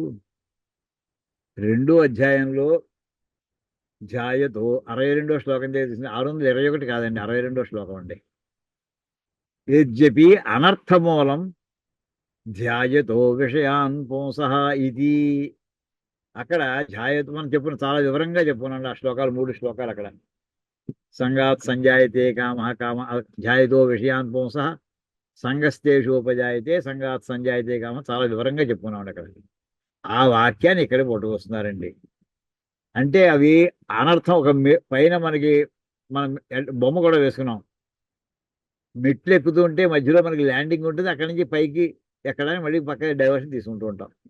ఆ ల్యాండింగ్ దగ్గర ఉన్నటువంటి వాడు కిందకు పడ్డా నేల దొలుగుడు కిందకు వచ్చేస్తాడు. కృష్ణ పరమాత్మ అందులో ఉన్నటువంటి దాంట్లో ప్రమాదాలను చెప్తూ కిందకి ఎలా పతనం అయిపోతాడో అంతా వర్ణించుకొచ్చారు. శంకరాచార్య వారు ఆ ల్యాండింగ్ దగ్గర పైకి వెళ్ళడానికి మనకి అది చెప్పుకున్నామండి, సత్సంగతే నిస్సంగత్వం చెప్పుకున్నామండి. అక్కడ కృష్ణ పరమాత్మ చెప్పినటువంటి ఆర్గ్యుమెంట్ ప్రకారం ధ్యాయతో విషయాన్ పుంసః, ఎవరైతే విషయాలను ఒకసారి చూసాడు ఇంకా దాని గురించి ఆలోచిస్తున్నాడు అంటే దాని మీద వాడికి రాగద్వేషాలు వాడికి ప్రారంభం అయ్యాయి. సార్ ఇంకా అక్కడ ఆ మాట ధ్యానం చెప్పాడు. విషయాలను గురించి ఆలోచించడం, ఎక్కువ ఆలోచించడం, అది అర్థం. ధ్యానం అంటే ఎక్కువ ఆలోచించడం. అది ఇక్కడేం చెప్తున్నాడండి, రాగద్వేషం హ్యస్య పరిపంథం. ఇప్పుడే 34వ శ్లోకం చూసామండి. రాగద్వేషం 2 కూడా పక్క మన దారిలో మన తోటి బాటసారులు, కానీ మనకి అపకారం చేసే బాటసారు వాళ్ళు. ఇతిచా ఉక్తం అని 2 రకాలు చెప్పారు. ఈ 2 కూడా అనర్థానికి మూలం ఇవి. అయితే విక్షిప్తం అనవధారితం యదుక్తం, అయితే ఈ చెప్పినటువంటి విషయంగా బాగా బుర్రలోకి ఎక్కలేదు. ఖచ్చితంగా ఏం చేయమంటే చెప్పోయా అని ఇక్కడ నువ్వు చెప్పేవి బాగానే ఉంది, ఇంకా వేగ్గా ఉంది, కొంచెం ఇంకా క్లారిటీ కావాలి నాకు. విక్షిప్తం, విసిరేసినట్టుగా ఉంది అంటే మనస్సులో ఏకాగ్రంగా నాకు నాటుకోలేదు. అనవధారితం, అవధారితం అంటే మాట ఏమిటంటే స్పష్టంగా ఫోకస్డ్గా ఉంది. అనవధారితం, ఫోకస్డ్గా నాకు రాలేదు. చెప్పింది ఏదొక్తం, ఇంతవరకు ఏం చెప్పేవు అది. తత్ సంక్షిప్తం నిశ్చితంచ ఇదం ఏవ ఇది జ్ఞాతుం ఇచ్చన్ అర్జున ఉవాచ. అంచేత సంక్షేపంగా సూక్ష్మంగా చెప్పబోయా, పెద్ద ఉపన్యాసాలు వద్దు, నిశ్చయాత్మకంగా డెసిసివ్గా చెప్పు. నిశ్చితంచ ఇదమేవ ఇది, ఇది ఇదే, ఇదమేవ ఇది ఇదే అని ఇది ఇదే అని జ్ఞాతుం ఇచ్చన్, తెలుసుకోవాలనే కోరికతోటి అర్జున ఉవాచ. ఏమిటి తెలుసుకోవాలన్నాడు? ఖచ్చితంగా ఇది ఇదేయా తెలుసుకోవాల్సింది అని ఆ విషయం ఏదో తెలుసుకుందామని. ఏమిటి పరిపంథి అంటే ధ్యానం, వీటి మీద చెప్పారు, ప్రమాదాలు చెప్పావు, ఇంకా కొంచెం స్పష్టంగా ఇంకా క్లియర్గా తక్కువ మాటల్లో చెప్పబోయా అని ఆ ఉద్దేశంతో జ్ఞాతుం ఇచ్చని తెలుసుకోవాలని కోరితే అర్జున ఉవాచ. అర్జునుడు ఇలా అన్నాడు. ఎందుకే తెలుసుకోవడం? జ్ఞాతేహి తస్మిన్ తదుచ్ఛేదాయ యత్నం కుర్యాం. ఎప్పుడైతే నాకు అది కనుక తెలిసిందో ఇంక దాన్ని పోకటి వేళ్లతో పెకలించేయడానికి ప్రయత్నం చేస్తాను నేను. చేద్దంటే ఇతను సీరియస్ పర్సన్ అర్జునుడు, సీరియస్ సాధకుడు. అతను పూర్తిగా అర్థమైతే వదిలిపెట్టడు. అందులో ఇంకా వివరంగా చెప్పు అంటూ ఇక్కడ మళ్ళీ చెప్తూ దానికి వెంటనే అర్జున ఉవాచ అంటే పైన చెప్పినటువంటిది ఇంతవరకు కృష్ణ పరమాత్మ ఆ రెండు కూడా రాగద్వేషాలు ప్రమాదకరాలయ్యా. అంచేత పుట్టుకతో వచ్చినటువంటి లక్షణాలతో రాగద్వేషాలు ఉంటూ ఉంటాయి. కానీ గురువాక్యం శాస్త్రవాక్యం కూడా దగ్గర పెట్టుకో, దానికి నువ్వు ఇచ్చి రాగద్వేషాలు లోపడకుండా ప్రవర్తించవయ్యా అని చెప్పి ఆ రెండు వదిలిపెట్టేది. ఇక్కడ అర్జునుడు అడుగుతున్న ప్రశ్న ఎలా అడుగుతున్నారు చూడండి. అథ కేన ప్రయుక్తోయం పాపం చరతి పూరుష అనిచ్ఛన్నపి వార్ష్ణేయ బలాదివ నియోజిత. పదే భాగం. అథ కేన ప్రయుక్త అయం పాపం చరతి పూరుష అనిచ్ఛన్ అపి వార్ష్ణేయ బలాత్ ఇవ నియోజిత. దీనికి అతను అడుగుతున్న రాగద్వేషాలు వదిలిపెట్టాలి, ధ్యానం అస్మాలు చేస్తే అది అందులో తగులుకుంటావు, ఇలా చెప్పుకొచ్చాడు. పాపం 2-3 శ్లోకాలు చెప్పుకుంటూ వచ్చాడు. దీన్ని సంక్షిప్తంగా చెప్పండి, ఒక్కటే వాక్యంలో చెప్పు నాకు అంటే దాని భాష్యం చెప్తున్నారండి. అథ కేన హేతుభూతేన ప్రయుక్త సన్ రాజ్ఞేవ భృత్య అయం పాపం కర్మ చరతి ఆచరతి పురుష స్వయం అనిచ్ఛన్ అపి హే వార్ష్ణేయ వృష్ణికుల ప్రసూత బలాదివ నియోజిత రాజ్ఞా ఏవ ఇది ఉక్త దృష్టాంత. ఇక్కడ మనకి ఇందులో ఇంపార్టెంట్ ఏంటంటే అసలు ఇంపార్టెంట్ పదాలు తీసుకోండి. కేన కేన ప్రయుక్త ఎవని చేత బలవంత పెట్టబడి పాపాన్ని మనిషి చేస్తాడు. స్పష్టంగా చెప్పబోయా. అంటే ఎవడి ఏ ఫ్యాక్టర్ యొక్క ఇన్ఫ్లుయెన్స్ మూలాన్ని మనిషి పాపం చేస్తాడు స్పెసిఫిక్ గా చెప్పు నాకు. ఇప్పుడు చూడండి. అథ కేన హేతుభూతేన ప్రయుక్త ఎవని కారణం మూలాన్ని ప్రయుక్త అంటే కూడి ఉన్నటువంటి వాడే. అంటే ఆ కారణం వీడిలో బలంగా తెస్టేసి కూర్చుంది లోపల. అంటే ఏ కారణం మూలంగా చెప్పిందలా మధ్య 2 పదాలు వదిలేసి మళ్ళీ వెనక్కి వస్తాం. అయం పాపం కర్మ చరతి. అయం ఈ వ్యక్తి, ఈ సాధకుడు పాపం కర్మ చరతి ఆచరతి. పాపం అయం పురుష, ఇతను ఈ మనిషి పాపకర్మం చేస్తున్నాడు, ఆచరణ చేస్తున్నాడు. స్వయంగా అతను చేద్దామని ఇష్టం కాదు. అనిచ్ఛన్నపి, అరే చెయ్యకూడదే, నాకు ఇష్టం లేదు కానీ చేస్తున్నాను, బలవంత పెట్టబడి చేస్తున్నాను, తప్పనిసరి చేస్తున్నాను. ఎలాగట అంటే ఇష్టం లేకపోయినా చేసి తీరవలసిన పరిస్థితులు ఉన్నటువంటి వాడు ఒకడు ఉన్నట్ట. రాజుగారి సేవకుడు. రాజుగారి దగ్గర ఉన్న సేవకుడికి ఒక పని చేయడం, ఆయన పని చెప్పాడు. వీడి ఇష్టానిష్టాలతో ప్రమేయం లేదు అక్కడ. వాడు ఆ పని రాజుగారు ఏం చెప్తే చేయడమే, ఏది వద్దంటే మానేయడమే. ఇష్టానిష్టాలతో ప్రమేయం లేదు. అంచేత అలాగా అంటే మనలో ఏ శక్తి మన్ని బలవంతంగా చేయిస్తోంది, రాజుగారులాగా మనం సేవకుడిలాగా. అంటే సేవకుడిలా మనం దాని వెంటబడి చెప్పింది చేయడం తప్ప, ఆలోచన ఏదో వచ్చింది చేయడం అంతే. ఇంకా ఇష్టానిష్టాలతో ప్రమేయం లేదు అక్కడ. రాజ్ఞేవ అంటే రాజ్ఞా భృత్య ఇవ, రాజ్ఞా ఇవ భృత్య. రాజ్ఞ ఏ విభక్తి అండి అది? తృతీయ విభక్తి ఏకవచనం. రాజు చేత, భృత్య ఇవ సేవకుడు వలే. ఇక్కడ మళ్ళీ అది తృతీయ విభక్తి కనుక మనకు కూడా తృతీయ విభక్తి పదం ఉంది. కేన హేతుభూతేన, కేన అంటే ఏ కారణం చేత, అయం అక్కడ కూడా భృత్య ప్రథమ శక్తి ఏకవచనం. అయం పురుష ఈ మనిషి అంటే ఈ సాధకుడు. అక్కడ వాడేం చేస్తాడు, వాడు రాజుగారు చెప్పింది అలా చేయడమే. ఇక్కడ కూడా వీడు చెప్పే పని కర్మ చరతి, కర్మ ఆచరతి. అది ఇక్కడ వీడు చేసే ఏ కర్మ గురించి ఇప్పుడు అర్జునుడు అడుగుతున్నాడు. పాపం కర్మ చరతి, పాపాన్ని చేస్తాడు. పుణ్యం గురించి ప్రశ్న ఎత్తట్లేదు అతను. పుణ్యం గురించి ఎత్తట్లేదు, పాపాన్ని చేస్తాడు. పాపం ఇష్టం లేని పని చాలా మందికి బలవంతం పెట్టబడి చేస్తుంటారు, తప్పదు. ఇప్పుడు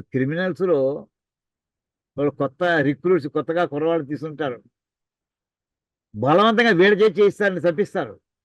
ప్రతిదీ పైవాడికి కూర్చొని చంపడు, చంపరా వాడిని చంపరా అంటాడు. వీడు చంపను అన్నాడు మొట్టమొదటి రోజు, ఫస్ట్ కేసు చేసేవాడు వీడికి భయంగానే ఉంటుంది. అరే రే పాపం అనవసరంగా వాడికి నాకు గొడవ ఏం లేదు వాడిని వీడు నో అన్నాడు, వీడిని చంపేస్తారు అంతే ముందర. అది ఎలాంటిదండి? రాజ్ఞేవ భృత్య. అక్కడ బలవంతంగా చేయవలసిందే, అక్కడ చేసి చేసి తీరవలసిందే. అలాగే చేస్తా అంట మనం పాపాన్ని. అంటే ఏ కారణంగా అలా చేస్తామయ్యా పాపానంతగా? స్వయం అనిచ్ఛన్నపి, ఇష్టం లేక, స్వయంగా ఇష్టం లేకపోయినప్పటికీ, హే వార్ష్ణేయ, వృష్ణి కుల ప్రసూత, వృష్ణి వంశంలో పుట్టినటువంటి హే కృష్ణ పరమాత్మ, ఏ కారణంగా చేస్తామయ్యా? బలాదివ నియోజిత, రాజ్ఞా ఇవ, రాజ్ఞా రాజు చేత బలాత్కారముగా నియోజిత, ఆ పనిలో పెట్టబడ్డాడు. ఇవ ఇది ఉక్త దృష్టాంత అని ఉదాహరణ చెప్పాం కదా, ఆ ఉదాహరణ లాగా అలా ఎవరు చేస్తారా అని అడుగుతున్నాడండి. దాని మీద ఇక్కడ భాష్యం ముందర శంకర్ చెప్తూ, శృణుత్వం ఇది అడిగాడు. అంటే ఎవరి కారణంగా నేను పాపాన్ని చేస్తున్నాను, లేదా మా అందరూ మనుషులు అందరూ పాపం చేస్తారు, స్పెసిఫిక్ క్వశ్చన్ షార్ప్గా అడిగాడు. ఆయన శృణుత్వం వినవే, చెప్తాను నీకే చెప్తాను. తం వైరిణం సర్వ అనర్థకరం యం త్వం పృచ్ఛసి, ఆ సమస్తమైనటువంటి ఆపదలని తీసుకొచ్చేటటువంటి ఆ శత్రువు ఎవరో వాడి గురించి చెప్తాను నీకు. అనర్థకరం, సర్వానర్థకరం, అన్ని వాడి దానివల్ల నియోగించబడితే అన్ని అనర్థాలే, అన్ని ప్రమాదాలే, ఘోరాలే. అవన్నిటికీ మూల కారణం ఏదైతే ఉందో అది మనకి శత్రువు. ఆ శత్రువు ఎవరో చెప్తాను విను. యంత్వం పృచ్ఛది, దేని గురించి అయితే నువ్వు అడుగుతున్నావో, సమస్తమైనటువంటి విషయాల్లోనూ కూడా మనకి అపకారం చేసేటటువంటి ఆ లక్షణం ఉన్నటువంటి ఆ మహావైరి ఎవరైతే ఉన్నారో వాడి గురించి చెప్తాను విను అంటూ శ్రీ భగవానువాచ, పరమాత్మ ఇలా అంటున్నాడు, కృష్ణ పరమాత్మ అలా అంటూ ఇక్కడ భగవాన్ అనే పదాన్ని మళ్ళీ వ్యాఖ్యానం రాసిస్తున్నారండి శంకరులు. భగవాన్ అనే మాటకి ఇంతవరకు కూడా భగవాన్ వాచ చాలా శ్లోకంలో వెళ్ళిపోతుంటారు. కాదు, అలాగే ఇక్కడ భగవాన్ వాచ అని చెప్పాల్సి వచ్చింది. ఏం చేద్దంటే చాలా యాప్ట్ ప్లేస్ ఇది. భగవాన్ అనే మాటకి పరమాత్మ అనే మనం ఏదైతే అంటుంటామో దానికి వ్యుత్పత్తి, దానికి అర్థం అంతా చెప్పుకుంటూ వస్తున్నారండి. ఐశ్వర్యస్య సమగ్రస్య ధర్మస్య యశస్శ్రియ వైరాగ్యస్యాథ మోక్షస్య షణ్ణాం భగ ఇతీరణ. ఇతీంగన అని కూడా ఉంది, ఇతీరణ అని కూడా ఉందండి. ఐశ్వర్యాది షట్కం యస్మిన్ వాసుదేవే నిత్యం అప్రతిబద్ధత్వేన సామస్త్యేన చ వర్తతే ఉత్పత్తిం ప్రళయం చైవ భూతానామాగతిం గతిం వేత్తి విద్యామ విద్యాంచ సవాచ్యో భగవానితి. ఉత్పత్త్యాది విషయంచ విజ్ఞానం యస్య సహ వాసుదేవ వాచ్య భగవాన్ ఇది. ఇక్కడికి ఫుల్ స్టాప్ అండి. భగవాన్ అనే మాటకి ఇక్కడ శ్రీ భగవాన్ ఉవాచ, భగవానుడు ఇలా అన్నాడు. భగవాన్ అంటే సహా భగవాన్ ఇది వాచ్య, అతన్ని భగవంతుడు అనాలయ్యా. ఇది చివరి మాట. ఏమేమిటి ఉంటే భగవాన్ అనే పదంలో భగము అనే పదం ఉన్నది. వాన్ అంటే ఉన్నవాడు, ధనవాన్, బుద్ధిమాన్, ఐశ్వర్యవాన్, ఆయుష్మాన్, ఇవన్నీ అంటుంటాయి కదండి. ఇవన్నీ కలవాడు.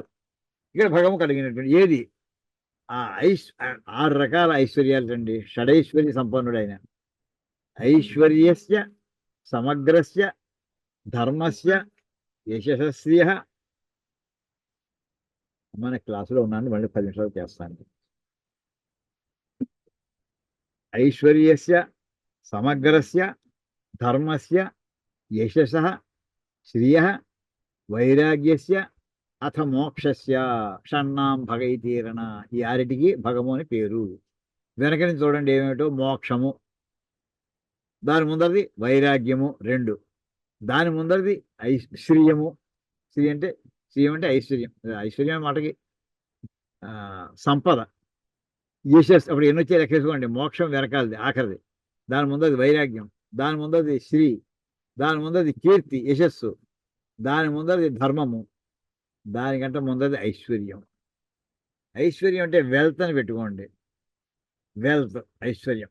వెల్త్ అంటే ల్యాండ్ ప్రాపర్టీ కావచ్చు, హౌస్ ప్రాపర్టీ కావచ్చు, లేదా షేర్స్ కావచ్చు, ఇవేమైనా కావచ్చు. మామూలుగా అయితే ఈవేళ ఫిజికల్ టర్మ్స్లో చెప్పడానికి ఐశ్వర్యం. ఇక్కడ ఐశ్వర్య సమగ్రస్య, సమగ్రము అంటే సంపూర్ణమైన. ఈ సంపూర్ణమైన మాట ఈ 6టికి వర్తిస్తుందండి. ఒకదానికే కాదు.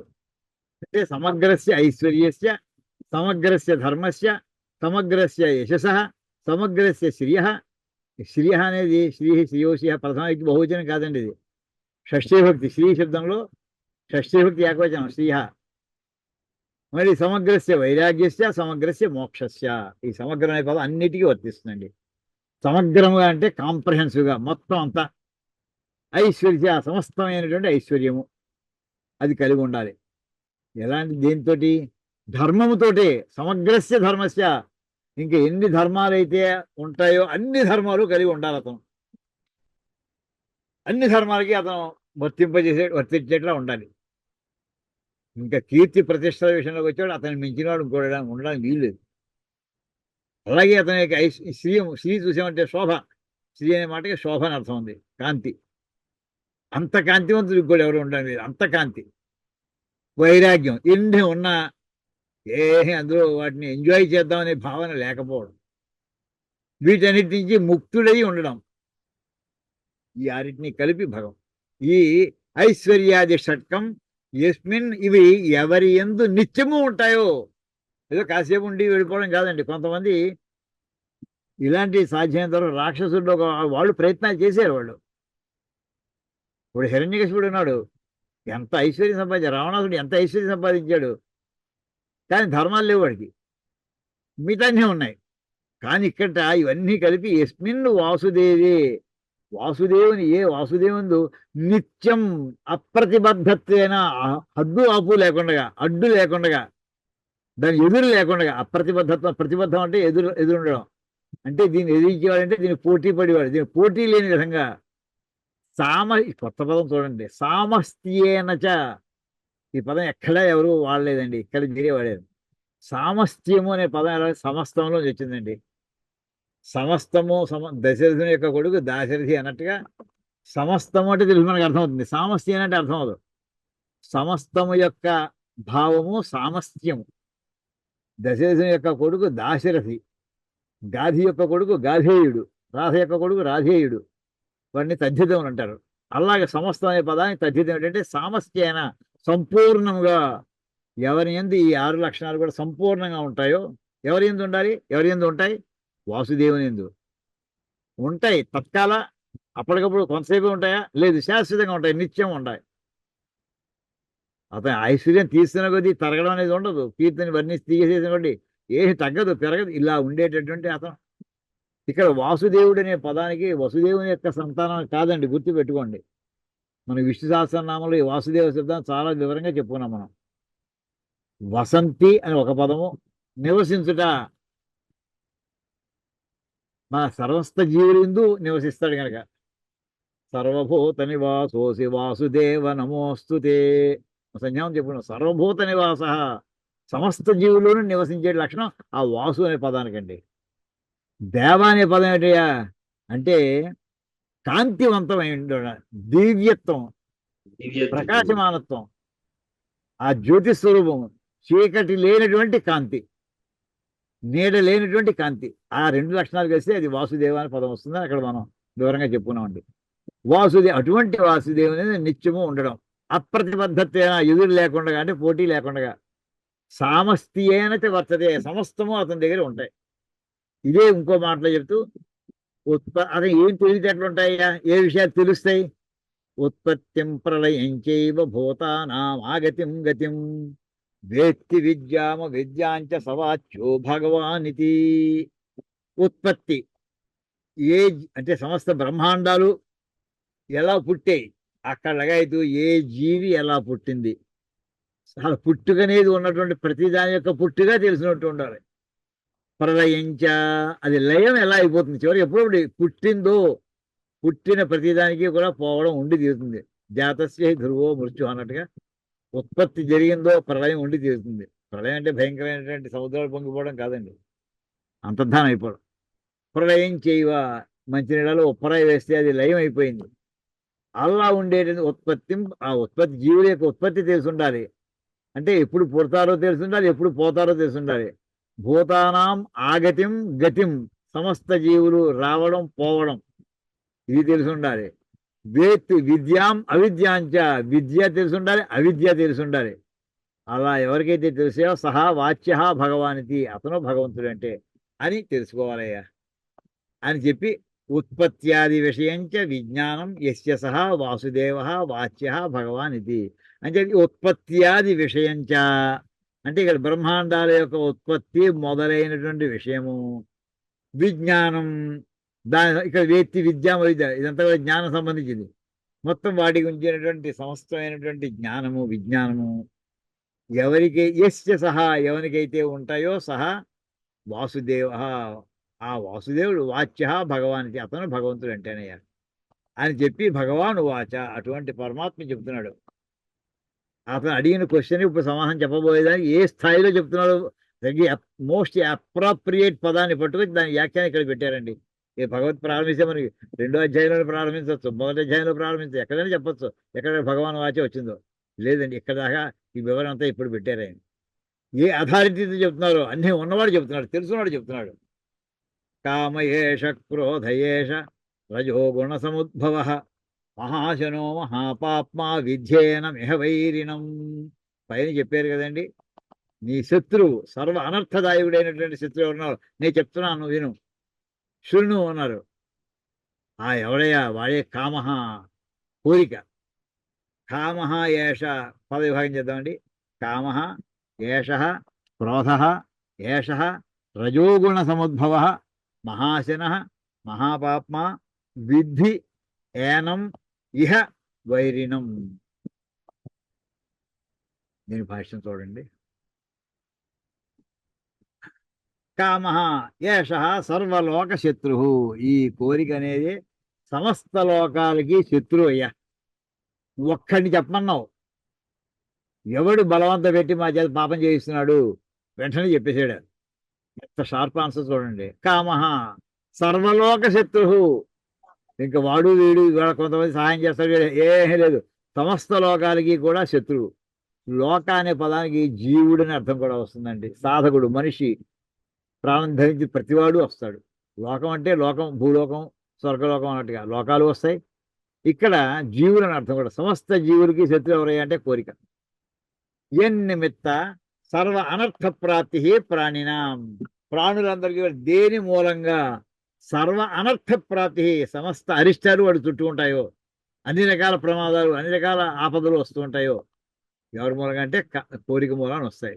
నిమిత్త, దేని నిమిత్తం మూలంగా, ఇది కారణం ఏంటి, ఎవరికి ప్రాణినాం, ప్రాణం ఉన్నటువంటి ప్రతి జీవికి కూడా. ఎవరికి అంటే ఇక్కడ చెప్పింది ఏష సర్వలోక శత్రు ఎన్నిమిత్త అంటే ప్రాణులందరికీ సమస్తమైనటువంటి అనర్థాలకి మూలభూతమైనటువంటి ఎవడైతే ఉన్నాడో వాడు ఎవడే అంటే వాడు సర్వలోక శత్రువు అయినటువంటి కామం అయ్యా, కోరికయ్యా. సహా ఏష కామ ప్రతిహత కేనచిత్ క్రోధత్వేన పరిణమతే. సహా ఆ కోరిక నడుస్తోంది, తీరుతోంది, ఎంజాయ్ చేస్తున్నాడు. ఎప్పుడో అప్పుడు ఆ కోరిక అడ్డపడుతుంది. దాని లక్షణం అది, ఎవడో దానికి అడ్డం వేస్తాడు. ఎవడైతే అడ్డపెట్టాడో కామ ప్రతిహత, దానికి ఎప్పుడైతే అది అడ్డపెట్టబడిందో, ప్రతిహతం అయిందో, ఎదురు తిరగబడిందో ఇంకో వస్తువు చేత, ఇంకో సంఘటన చేత, అప్పుడు ఏమవుతాయా, కేనచిత్ ఏదో కారణం చేత ప్రతిహత ఎదురు దెబ్బతిన్నటువంటి సహా ఏష కామ, ఈ కోరికే క్రోధత్వేన పరిణమతే, అది క్రోధముగా మారుతుందయ్యా, పరిణామం చెందుతుంది. పరిణమతే అంటే మారుతుంది. ఏ రూపంలో, క్రోధత్వేన పరిణమతే. అత అంటే ఎలాంటిదంటే ఐసు నీళ్ల కింద మారుతుంది, అంతేనండి. ఐసులో ఉన్నది H2A, వాటర్లో ఉన్నది, నీళ్ళలో ఉన్నది H2A. పెర్ఫెక్ట్ ఎగ్జాంపుల్ అండి. దానికి టెంపరేచర్ కారణం అయింది, ఇక్కడేమో ఏదో ఆ ప్రతిహతం అయితే కారణం, అంతే. కంటెంట్ ఒకటే, గుర్తు పెట్టుకోండి అని చెప్తున్నాడు ఆయన. అత క్రోధ అపి ఏష ఏవ, అంటే క్రోధం అంటే అదేదో విడిగా ఉందనుకోకు, క్రోధం కూడా కామమే. అంటే అడ్డపెట్టబడిన కోరికే అది క్రోధం అయిందంతే, అడ్డపెట్టబడిన కోరిక.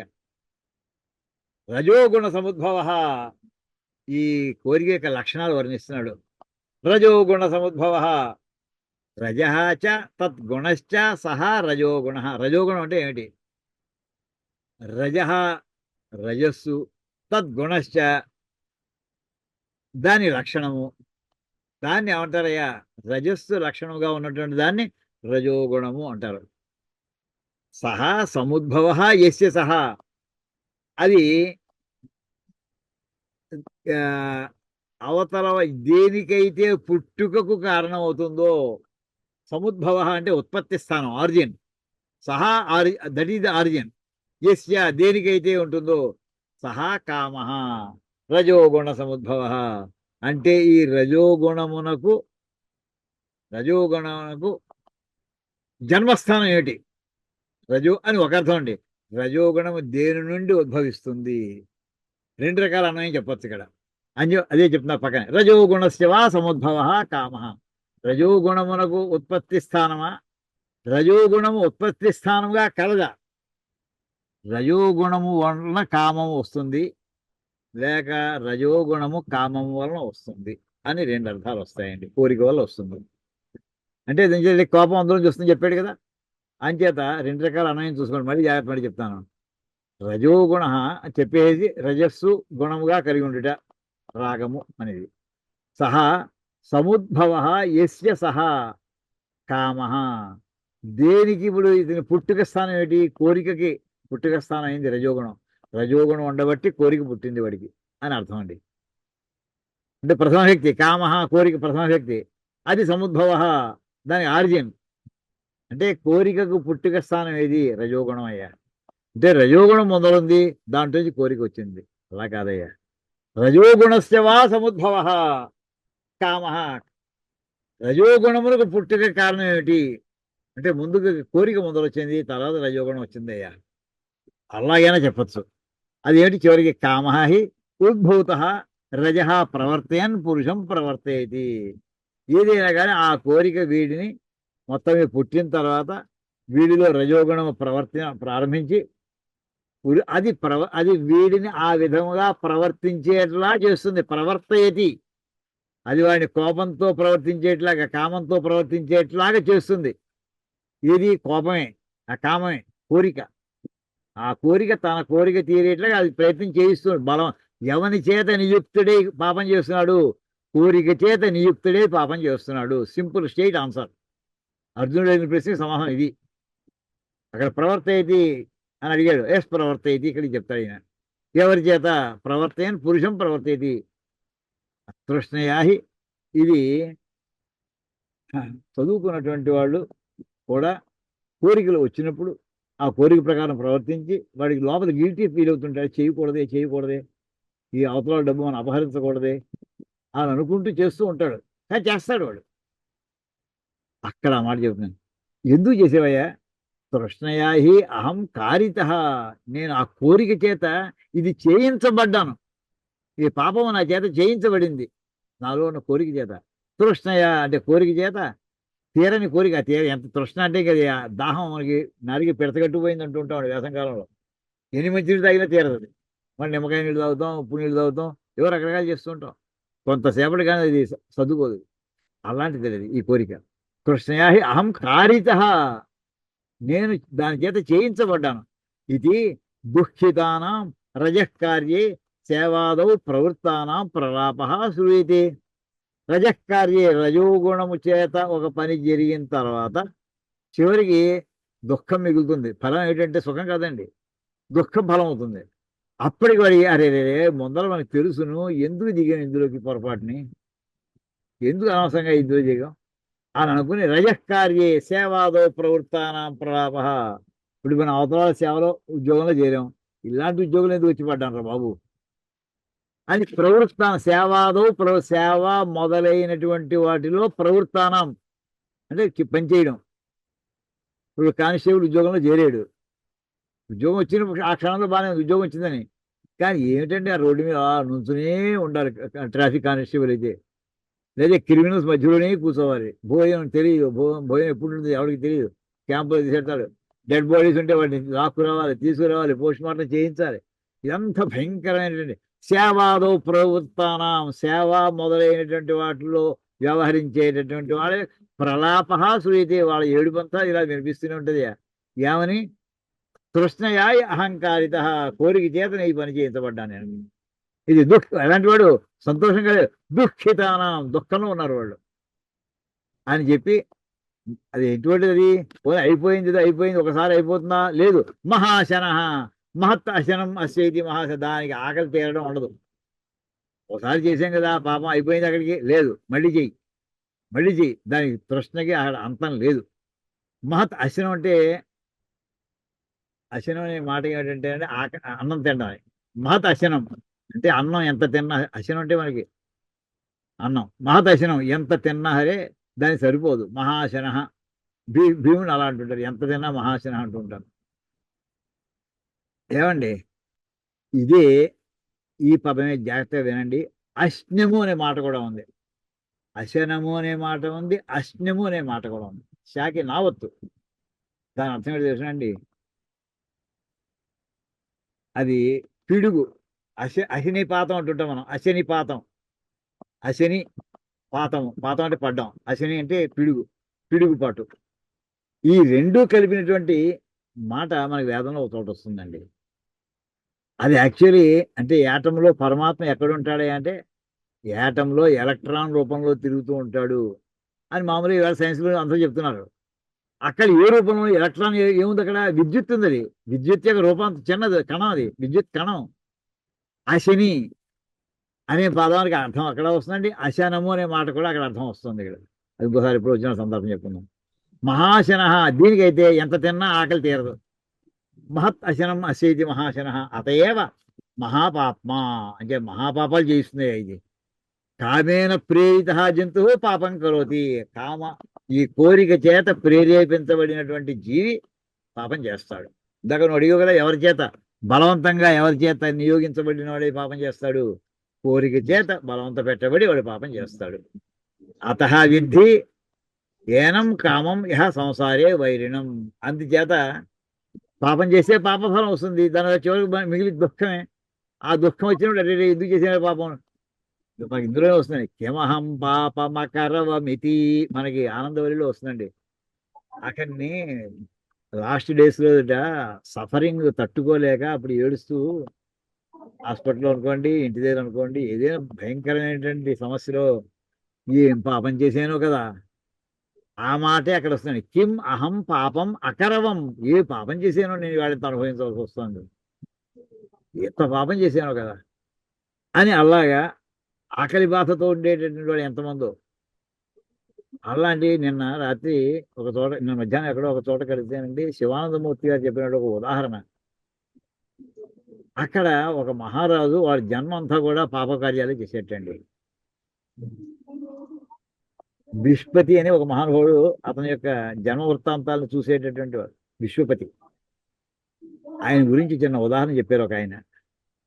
ఒక మహారాజు ఒక రాజ్య చిన్న భాగాన్ని పరిపాలన చేశాడు, కానీ అన్ని అధర్మాలు చేశాడు. కాలాంతరంలో వాడు కాలంగతుడు అయిపోయాడు. వాడు ముష్టివాడిగా పుట్టాడు. ఎక్కడ? ఆ ఊళ్ళోనే, ఏ రాజ్యంలో వాడు పరిపాలన చేశాడో ఆ రాజధానిలోనే వాడు ముష్టివాడిగా పుట్టాడు. వాడి పూర్వజన్మ వాసన లేదు వాడికి. ఓ చోట కూర్చొని అడుక్కుంటున్నాడు, ఎవరూ వేయటం లేదు. ఏం పాపం చేశాడు, ముష్టి కూడా దక్కట్లేదే నాకు, ముష్టి కూడా ఎవరు వేయట్లేదే. ఈ సమయంలో చూడండి ఇంకో సంఘటన కూడా జరిగింది. ఆ మహారాజుగా ఉన్నప్పుడు ఉన్నటువంటి భార్య ఇంకా బతికి ఉంది. ఆవిడ ఆ రోడ్డు మీద వెళుతోంది, నడుచుకుంటూ వెళుతోంది. ఇతన్ని చూసింది, ఎక్కడో ఆ బంధం మెరుపు వచ్చింది. ఆవిడ కూడా చూసేసి వెళ్ళిపోయింది తప్ప పైసా కదలలేదండి. అంటే జన్మ జన్మాంతరాలు ఎలా జరుగుతాయి అని చెప్పడానికి ఒక చిన్న ఉదాహరణ చెప్పారండి. కామేన హి ప్రేరిత జంతు పాపం కరోతి, అత విద్ధి ఏనం కామం ఇహ సంసారే వైరిణం.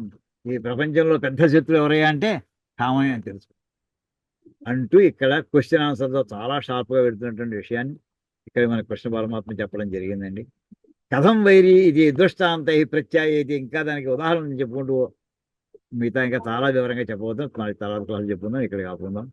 ఓం కాయేన వాచా మనసేంద్రియైర్వా బుద్ధ్యాత్మనా వా ప్రకృతే స్వభావాత్ కరోమి యజ్జత్ సకలం పరస్మై నారాయణాయేతి సమర్పయామి. హరి ఓం తత్సత్ బ్రహ్మార్పణమస్తు.